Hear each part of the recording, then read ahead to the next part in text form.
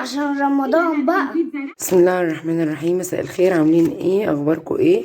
هنعمل يا جماعه النهارده مع بعض صوبيا بتاعه ماي واي. تمام، اللي انا وريتها لكم في الفيديو بتاع المشتريات.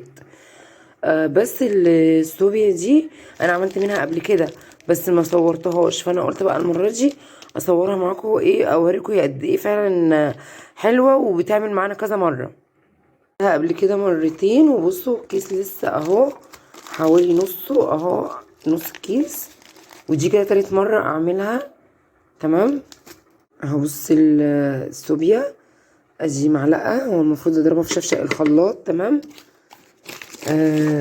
ادي معلقة، وادي معلقة كمان اهي. تمام، حطيت هنا بقى معلقتين اهو من الصوبيا، هي كل حاجة المقادير بتاعتها مكتوب عليها. انا حطيت هنا معلقتين، انا عايزة اعمل 3 كوبايات. اوكي، انا هو مكتوب لو عايزة تعملي 5 بتحطي 4 معالق ونص، فانا هعمل 3 كوبايات، فحطيت معلقتين وهحط معاهم نص. المفروض ال5 كوبايات اللي المقادير مكتوبة يعني على الكيس ل5 كوبايات، بنحط كوبايتين حليب مع 3 مية. ماشي. انا هحط طبعا، انا هعمل 3 كوبايات بس مش 5 المرة دي، فهحط كوباية حليب اهي في الخلاط. تمام، وهحط معاها او احط مثلا 1.5 حليب و1.5 مية. تمام، والنص التاني مية اهو، نفس مكان كوباية الحليب اللي حطيت فيها.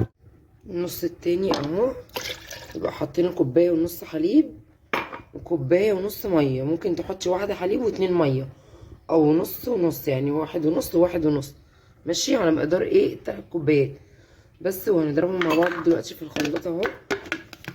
انا جربتها قبل كده من غير خلاط، وجربتها بالخلاط، طلعت بالخلاط حلوه في موضوع اللي هو الفوم ده اللي هو بيبقى على الوش، فعلا بيبقى حلو. لكن لو انت مفيش خلاط ممكن عادي تضربيها زي التانك، زي فروتشي، زي اي حاجه بتضربيها كده في الشفشق يعني اللي بتعملي فيه اهي. تمام، ضربنا الصوبيا في الخلاط اهي. حلوه جدا يا جماعه، مركزه جدا اهو. انا جربتها قبل كده بصراحه، هي عجبتني قوي في المرتين اللي فاتوا، بس قلت اجربها بقى معاكم واقول لكم يعني، عشان قلت لكم قبل كده هقول لكم على كل منتجات مايوي لما اجي اجربها يعني. فحلوه جدا ومركزه جدا، جربوها تعجبكم ان شاء الله. موفره مش غاليه، 24.5 الكيس، بيعمل كذا مره معاكي ربع كيلو، فهتلاقيها حلوه جدا حتى لو زي الاسعار اللي بره. بس طبعا حاجه معروفه من شركه معروفه، اكيد هتفرق وهتبقى احلى. يعني حطينا على ال3 كوبايات معلقتين صوبيا، معلقتين ونص او معلقتين وربع كده. تمام، وحطينا كوبايه ونص حليب، كوبايه ونص ميه، والسكر حسب الرغبه طبعا، زي ما انت عايزه، مسكره اقل شويه السكر زي ما انت عايزه.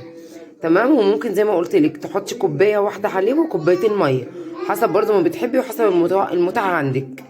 ماشي، حلوه جدا، ان شاء الله تعجبكم،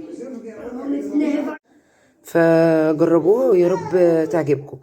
يا رب الفيديو يكون عجبكم، لو عجبكم اضغطوا لايك واشتركوا في القناه، واستنونا في فيديو جديد ان شاء الله. شكرا.